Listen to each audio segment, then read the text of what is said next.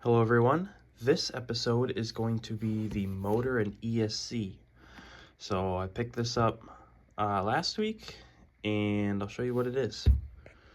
So inside of that box we had the XR10 Pro G3 and the V10 X-Run motor. So I got the 10.5 turn one, and yeah, this is like a combo thing that you could buy, so that's what I decided to get. And yeah, we're going to be installing this today, and this will be the last of the electronics, which I'm pretty excited about. So, first box, the motor.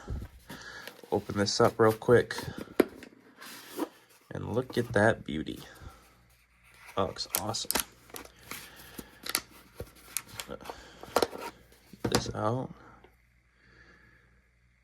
Very open design, which I kind of like. Got adjustable timing on there. Spins pretty freely, so that's pretty cool. And yeah, I'm excited to kind of mount this and hook it up and learn more about it, because I honestly don't know too much about this stuff. So yeah, let's open the ESC box. Before I open the ESC box, probably should check under here. Got some stuff. Oh, looks like we got a sensor wire, which is nice. And then got a user manual, which is always very helpful. Now, popping open the ESC box. Look at that. Ooh. Very nice. Pull this bad boy out.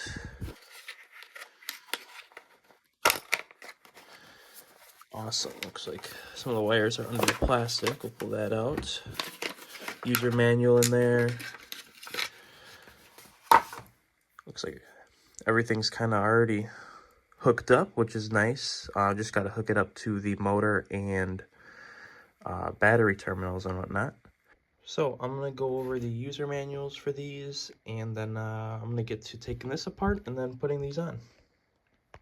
So I'm going to start by taking these zip ties, cutting those, and then I'm going to rip this bad boy off, same kind of way, just getting rid of the double-sided tape and just prying under it. And then we'll get the motor out. I'm going to leave the leads connected because this motor is going to go onto something else. So yeah, so I'm just gonna kind of chop these off, get this off, get the motor out, and then we are gonna do a high mount motor. So the motor will sit like right here, and then yeah, we can rotate this and it'll make it a high mount motor and it'll look pretty nice. Got the OEM motor disconnected for now. Well, probably permanently, actually.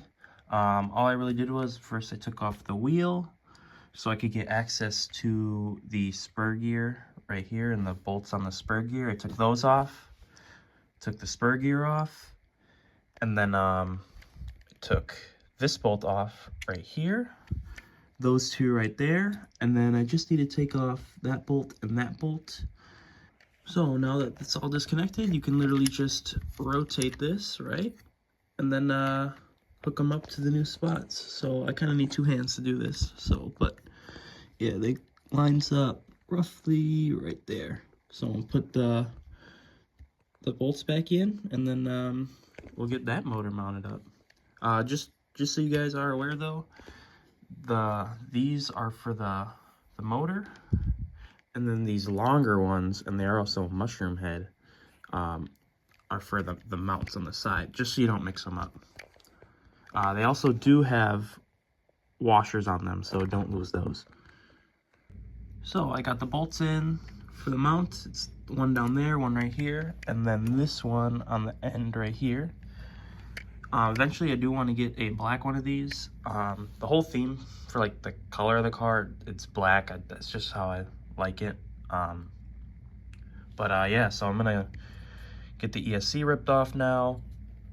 I'm gonna take this pinion gear off and I'm gonna put that on here, and then we'll get everything hooked up. So the ESC was actually surprisingly easy to get off. All I did was just kind of lift it forward like that with a bit of force, and it popped off. and it didn't even leave any residue on the ESC mount, so that's pretty cool. This will be going on another car, like I said, and then yeah, we'll mount up this bad boy to here with some double-sided tape. Now, before I mount this down, actually, I'm gonna kind of play with it, see what direction I think it works best in with the wire leads and whatnot. I did notice the receiver connection is really short, so I'm glad I didn't double tape this down yet, because I am going to have to move this somewhere, so I'll have to figure that out. All right, I'm gonna show you guys this too. So, right off, very shiny, very good looking, awesome. Did put these temporarily in here for now so I don't lose them. Same thing with this, but I'm actually gonna go ahead and install this first, like I said, and then I'm gonna play with the ESC to kind of see where it sits nice with the wires and whatnot. So motor is installed and the teeth are meshed properly. I just used a piece of paper and slid it in between to just kind of get the proper meshing of the gears. And then I decided I'm going to have the ESC sit this way. This will give me the most reach with the wire for the receiver. And the capacitor is going to sit right down there because there's enough room for it. So I don't have any tape on it or anything yet. I'll do that after I get the wires soldered onto the motor. So, yep, I will see you guys when that is done. So it's been about 2 weeks since that last clip, maybe a bit less. But all I was waiting on were these bullet plugs, and they were in USPS for however long, just not being delivered. But anyway, I got it. And in that time while we were gone, I did a battery tray because I like how this one sits better than the other one I had. I did this black motor mount. I did the OTA programmer for the ESC and the diffuser, as well as I put some underglow on. And the underglow is controllable via the FlySky controller, which is pretty cool. So I'm going to take this to the track, going to test it out, test out the bass tune, make some changes. And yeah, I'm really excited to try this out because this is the first time I'm running a car with boost and turbo and all that. So I'm really excited to have some like actual power on a car. So this is in the OTA app. Might make a separate video about this, but anyway, I just kind of looked around and seen what other people are running, and just kind of based off the numbers they use, I kind of put my own on there. You'll see me scrolling through them right now. So that's kind of what I'm gonna try out to start with. When I do go to the track, I'm gonna see how it feels. I'm gonna change numbers and all that. So we'll see how it goes. For the mechanical timing on my motor, I am at 30 degrees. And then for boost, I'm at 10 degrees. And at turbo, I'm at 20 for a total of 60. So here's kind of how all the boost settings work together. I just have kind of screwed tires on it right now, so don't worry about that. But this is kind of what it sounds like.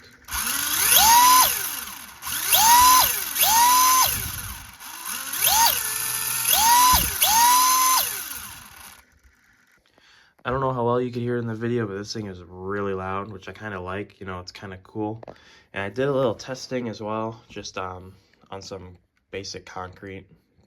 And the front has a lot of like lift in it, which is also, I think, pretty cool. So when you hit the gas, it'll kind of lift up. I'll record a clip and show you guys.